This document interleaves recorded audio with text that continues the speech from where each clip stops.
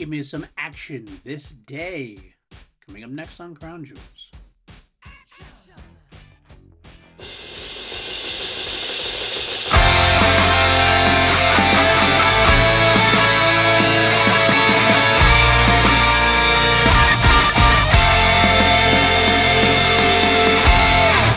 Good morning, afternoon, evening, night, wherever it is when you're listening to this. I am PLD, and welcome to Crown Jewels, the podcast from taking you on a journey through the entirety of the Queen catalog, song by song, version by version, trying to find the ultimate version, the crown jewel of each Queen's version, a Queen-related track to put into our ultimate playlist.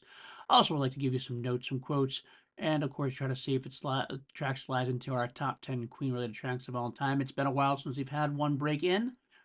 Will it be Action This Day? Written by Roger Taylor? We're about to find out.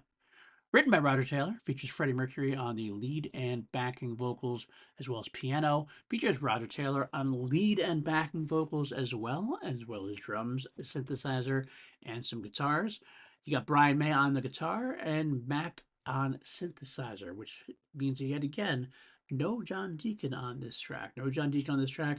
Either Freddie, Roger, or Mac played bass on synth. I don't know who did it there. Most likely either Roger or Mac is what I'm going to assume, because Freddie played piano, doesn't say he played synthesizer, but you never know. Sometimes things get uncredited.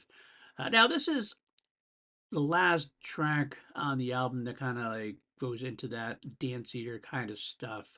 The rest of the album, I feel, is more typical Queen related stuff. Brian gets his first rocker in. There's a ballad in there. There's Under Pressure coming up.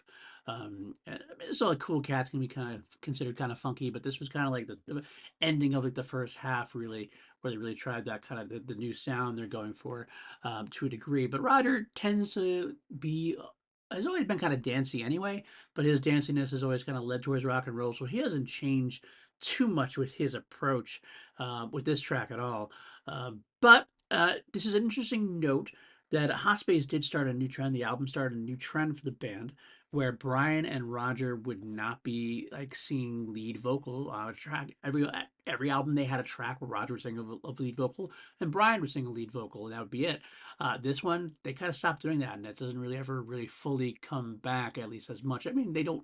They still have some tracks they do here and there, but mostly in the B sides and everything else, or they do like lines of material, for example. This is a case where this track, I probably at one point, maybe the previous album, the album before, maybe Roger would have just sang the whole thing himself. And that's what we got. Instead, Freddie does sing the lead vocals, but Roger does do a co-lead vocal. But their voices blend so well together. Sometimes it's almost like you almost forget that Roger does have that moment or two. The live concerts has become much more apparent which part they sang and everything else. This version was played live through 1982, and then it was dropped. Have we heard this before about the Hot Space material? I don't know. Have we? A lot of the material from 1982 was dropped after this tour, or in the Staying Power's case, a few dates in 1984. But we have four versions to listen to today. We do have the album version, we have a demo version, and we have two officially released live versions. The aforementioned On Fire Live at the Bowl, the one we've been listening to a lot, is live in Milton Keynes. We do have a live in Tokyo from 1982 that was released as a bonus track, the bonus EP of the Hot Space reissue. This track, last note I'll give you before we get into actually listening, this title is taken from an expression, a favorite expression of Winston Churchill. Roger, Freddie, Brian, they kind of know their history of the UK and of London, and they take it very seriously. Take their homeland very seriously. So it's not surprised that they would take an old saying of Winston Churchill and turn it into a song. That's Roger for you in a nutshell. All right, let's go on and listen to these versions and see which one will take the cake. How we're going to listen to it? Well, you look at the show notes below. There'll be a Google Doc, and then that Google Doc will be a YouTube links for you to listen to when I tell you to. And so when I tell you to, I'm going to have you pause me, listen to the track, come back, and then we shall talk about it. So let's get right into it. We're going to listen to the album version first. Action This Day. Do it now. So there you go. While it is dancier, it does have that grooviness to it. It definitely still feels more very Roger, a very Roger song. That bass line is very Roger. That kind of like menacing kind of doom doom doom doom. That's always kind of moving forward, moving, but it's that kind of that growl to it. You can tell very easily it's not a John bass. It's definitely a synth bass, definitely lower and more growlier. John is definitely more melodic. I feel like when John's not doing it, the bass becomes a little more plodding. Not necessarily bad, but John is just extremely lyrical, extremely melodic with his bass playing. So it's just more of like a thunderous sound. It sounds different. Roger's harmonies are even more in tune, or not in tune, in the front, I guess I should say, than usual in the studio. The studio is different from live versions usually. In the studio versions, you have Brian, Roger, and Freddie like harmonizing so close that you can almost sometimes have a hard time picking out specifically whose voice is what. Although you can tell usually on the Roger written songs, you can hear Roger better. Brian written songs, you can hear Brian better. But in this case, Roger's harmonies feel even more in front than usual, possibly because of the actual, like, co-lead vocals of it for sure. Chorus is a very bright and anthemic chorus. I love this chorus very well. I mean, it's not very lyrically like brilliant or anything else, but it just has that kind of like, yeah, that thumping, like leading in those crunchy Roger guitars. Like the rhythm guitar is definitely Roger, definitely not Brian's kind of style, but it's just like kind of like ground doom doom doom doom doom doom doom. But when you get to the chorus, it bum ba da da ba ba da da, and just kind of like this nice little melody there for Freddie to wail into, and Roger again doing it as well. It's just very bright. I will say this is also a sparse song. I know I used that terminology for last episode's body language, but this is sparser in a good way. It's just not busy as some of Queen songs can get. It's like the sparse sound in terms of that there's like kind of like a lot of hot space as the title of the album is, like in between the stuff. Not a lot of stuff to fill in that ground, but there's a lot of instruments there, so it's not just kind of like aimless or lackadaisical as it was. I felt in body language. Synth is definitely heavy in. Roger's having a lot of fun experimenting with the synths now. The no synths label has been taken off the band's albums. There's a synth solo. There's a horn section that is in synth in the middle as well. Makes it for a unique Queen song. It's not something that they did very often for sure. But the groove really keeps it moving forward. And he feels like Roger's getting a little more influence, like the new wavy influence and those keyboard sounds and everything else. But yeah, it's a pretty great track, actually. I pretty think this is one of the better tracks on the album.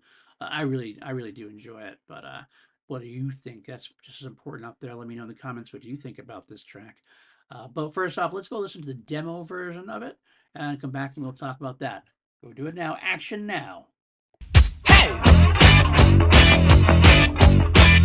And there you have it. Nothing radically different here. It's very highly unlikely you'll ever see a demo version become a crown jewel version because usually all the demos that we've seen are exactly what a demo should be. It's an earlier, like unfinished version of the song. It's very rare. Sometimes the chances that you'll see the chances you can have in a demo sometimes if they have a different direction taken or if they do something like a different solo or if they send something out, then it's kind of a different idea to kind of glaze onto. But in this case, it's pretty much the same song. It's just not quite as crisp, not quite as delivered. Freddie's not doing a finished vocal. It feels like a very relaxed Freddie vocals for the most part. Roger's vocals are less processed, it seems like, also as well. It's kind of just throwing it out there, not worrying about what they sound like for the most part as far as finished product goes. But they are even more prominent than the album version, even, which is interesting enough. I like the nice Freddie like in there at one point when he's fooling around with you like that. And Freddie actually even had a slight crack in his voice at one point, so he's just kind of just going through the motions at this point. It's kind of like trying things out, nothing big there. Since solo is still there right at this point, like it's not something they added on later on. It seems like it was there earlier on in the coverage of it. It is slightly longer, maybe in the demo version. It feels like the demo is a slightly bit longer than the album version. So that's probably where it comes from, a little bit of extended instrumental section there. But otherwise, it's you're not reinventing the wheel here. It's just exactly what you think it is. It's an earlier version of the song. Again, not likely to ever be a crown jewel, but very interesting to hear. I do, if you're like me, I like to see where the songs like.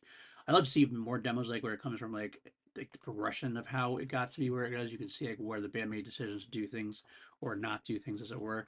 But yeah, this is a good one to listen to. All right, next up we got our live versions. I'm gonna have you listen to both live versions, On Fire and Live in Tokyo. They're from the same year, so I mean, obviously they're not an entirely lot of difference to them. It's just kind of different performances, different recordings of them. The versions are going to be the same, but so we'll listen to them both, and I'll give you my opinions on both. So Listen to the live versions from On Fire the Bull, live in Tokyo, November 1982, and come back and we'll finish this bad boy out. This town, honey, is a dead town. Living in this town, honey, is a letdown. And there you have it. Like all the Hot Space material, I gotta say, it is far better when performed in a live setting when you get all four band members in the same room at the same time playing their real instruments. Not to say there's not synth there. Both these are there. They have a keyboardist on tour for the first time with them during the 1982 tour. We do have Morgan Fisher playing on the European side of things, and then we also have Fred Mandel who would come back for the Works album when they went globally as far as like in Japan, the Japan recording. So yeah, yeah, like I said, you have Morgan Fisher on Fire at the Bull, and it is Fred Mandel playing in Tokyo. Uh, Great versions though. The versions are there's uptick in the tempo. There's more of a drive to it. They're kind of faster paced. They're definitely rockier versions of them. Brian gets to play a lot more guitar in them. John has real bass that he's playing on the tracks, both versions. So that also makes it better. It's amazing how much difference that really can and does make. Roger's vocals are more pronounced because they're just his voice. A lot of times when you're doubling tracks, tripling tracks, it makes it sound more blended. When you get like just the breakdown, it's just your one voice and the one voice, like Freddie's one voice, Roger's one voice. Roger's vocals are much more growlier, but they're also much more put forward to the front of the mix. So you definitely get a lot more of that co-lead vocal feel there. Brian has some nice crunchy guitar riffs at the end there. It's the On Fire the Bull version is pretty good there. But then I think the live in Tokyo kind of really steps it up. It's recorded live again at Tokyo's Cebu Stadium. It is fantastic. It is fantastic. Roger's vocals are even better recorded in that version, I believe. It's a very bright, crisp recording. And the bonus, the number one 1982 version, you get to hear little Freddie doing some of his vocal exercises with the audience at the end, which I always love hearing different versions of that. So that doesn't change really the version of the song itself, but it is, like I said, it's a nice little bonus. So all right, let's rate this track on a scale of 1 to 11 overall, because you always try to rate things, turn things up to 11 here on PLD Projects. Actually, this day is a tough one for me to rate. I do like it quite a bit. I'm looking at some of the previous ones we got from this album. I do like it better than some. Not sure about Back Chat or not comparatively. It's definitely much better than Body Language, so it's not going to be a 3, I'll tell you that much. I think I'm going to give this one a solid 7.5. 7.5 is the second highest on the album so far. I think I might like Backchat slightly more. But this one's actually a lot of fun. This one, it took a while for it to grow on me. I remember when I first heard this album, I tended to skip this one quite a few times. And then I got the live version and heard that. And then the chorus kind of got in my head eventually.